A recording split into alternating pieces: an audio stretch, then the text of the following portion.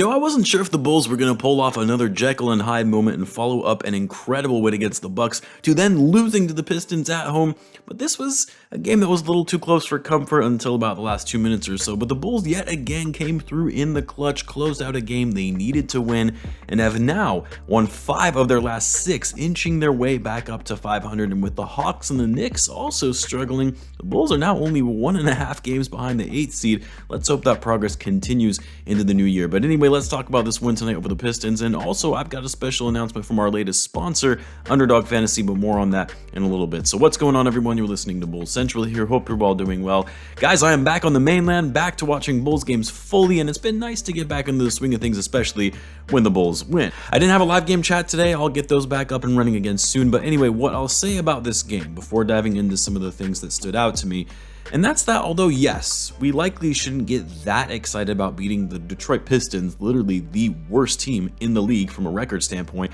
They're without Cade Cunningham, they're without Killian Case, who got that suspension after punching Mo Wagner.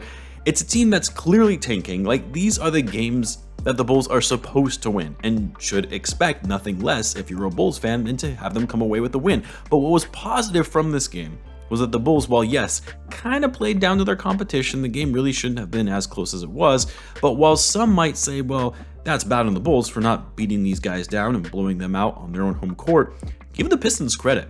They were hitting some insane shots, playing with a high level of energy. They're a scrappy young team, guys who were looking to make names for themselves in the NBA, and they kept fighting. But even though the score was close until the final minutes, this was actually one of the better defensive efforts that we've seen from the Bulls this season. I know it sounds odd to say that when you give up 118 points to the worst team in the NBA, but the Bulls, in a way, they were able to make the right switches on the pick and roll, playing excellent off-ball defense despite heavy ball movement from the Pistons, and guarding the perimeter at a high level. Like I mentioned, and some of those shots from the Pistons, they were just insane. It wasn't that it was poor defensive effort on the part of the Bulls. The Pistons were just playing their butts off on offense and hitting crazy shots that likely wouldn't have gone in most games. And then, of course, the Bulls really turned the defense on in those final minutes when they just stopped allowing the Pistons to score, which was nice because I felt like throughout this game, no matter what the Bulls did, they couldn't get stops to start pulling away from these guys. Bulls shooting tonight was really good, especially from their big three. And over these last 6 games or so, ever since Billy Donovan has really been harping on the Bulls' big three to start taking the charge, getting off to better starts, and really leading this team, they have stepped up big time since then. Zach Lavine tonight, this was the best game of the season so far from Zach, no question. He had that great game against the Brooklyn Nets earlier in the year where he went off in the 4th quarter and led the Bulls to a win. I think he had like 20 points in that quarter alone, but this was by far the most complete game and efficient game that we've seen from Zach this season. 43 points, 15 for 20 shooting, 5 for 9 from 3. Shot selection was significantly better. His finishing at the rim keeps getting better and better. Like, to me, that was the most encouraging thing from this game. Not that we beat a Pistons team that we're supposed to beat, it was that over the last few games, we're finally starting to see the old Zach Lavine before he started having those knee issues. The Zach Lavine who could score at will, was elite at finishing at the basket. That quick first step that we weren't really seeing at the start of the season, that Zach Lavine is finally getting back. Also drawing contact and getting to the line, shooting 8 for 8 from the line tonight. And he was even getting it done on defense, actually played solid on and off ball defense. Some of the best I've seen from Zach so far this year. Then you look at DeMar. He deferred tonight.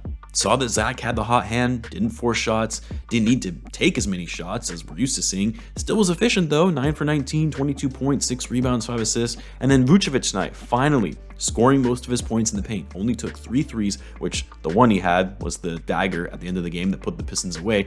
Vuce was effective and efficient in the paint, 9 for 16 from the floor, along with 9 rebounds.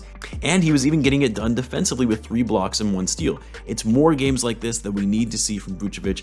And you know what's great about Vuce playing the way that he did? He made me some money tonight on the sponsor of this video, Underdog Fantasy. Now listen, I've had fantasy sports companies reach out to me before to promote their product, but honestly, this one by far and away has the most seamless, especially when it comes to pick'ems, which is how I made some money on Vucevic tonight, getting the over on his points and rebound totals.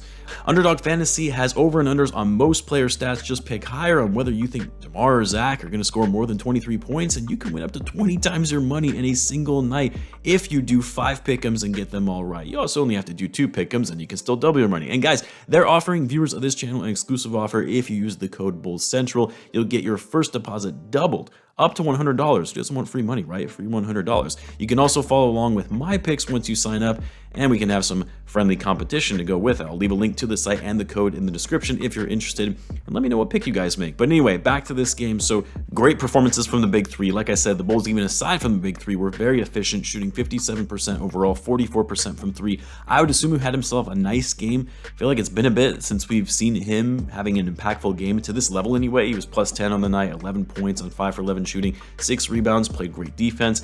Pat was solid tonight, although, I think I've said this before, I really need to see Pat put up at least 12 points a game in a season. I know some of it is that he's not going to obviously get as many opportunities when you have 3 primary scorers in DeRozan, Lavine, and Vucevic, but you got to find a way to get him more than just 6 shot attempts. And I really don't want to see any more pump fakes and then just passes up on a 3. Just shoot the 3-ball, Pat. It's actually one of the better weapons you have on offense is your ability to shoot from outside. Just take the shots.